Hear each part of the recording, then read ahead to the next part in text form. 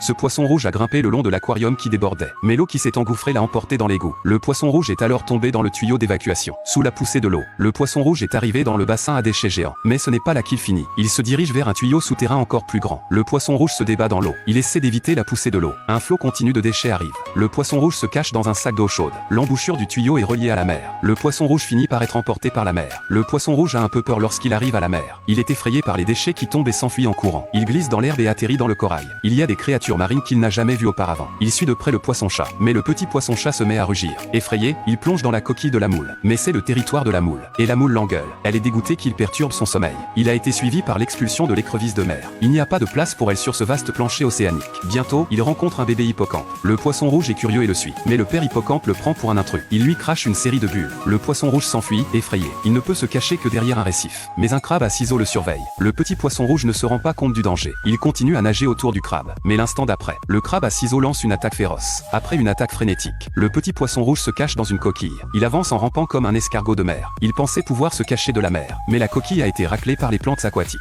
Le crabe à ciseaux se rend compte qu'il a été piégé. Il suit lentement. Ils ont marché jusqu'au tentacule de la grande pieuvre. Après avoir réalisé qu'il s'agissait de la grande pieuvre, le crabe a eu peur et s'est enfui. Le poisson rouge ne sait toujours pas ce qui s'est passé. Il a lentement grimpé sur le corps de la pieuvre. Il était reconnaissant de s'être échappé. Mais il lève la tête et voit la pieuvre. Sa réaction instinctive est de s'enfuir. Il est aspiré par les ventouses de la pieuvre. Le poisson rouge nage agilement derrière le rocher. Mais les deux tentacules de la pieuvre s'étendent. Le poisson rouge esquive la deuxième attaque de la pieuvre. Le crabe à ciseaux l'attaque à nouveau. Le poisson rouge recule de peur. Mais un poisson dragon ouvre la bouche. Le poisson rouge court vers un vieux bateau. Le poisson dragon le suit. Il utilise son petit corps pour entrer dans la cabine. Le poisson dragon est coincé à l'intérieur. Le poisson rouge remonte à la surface dans une bulle.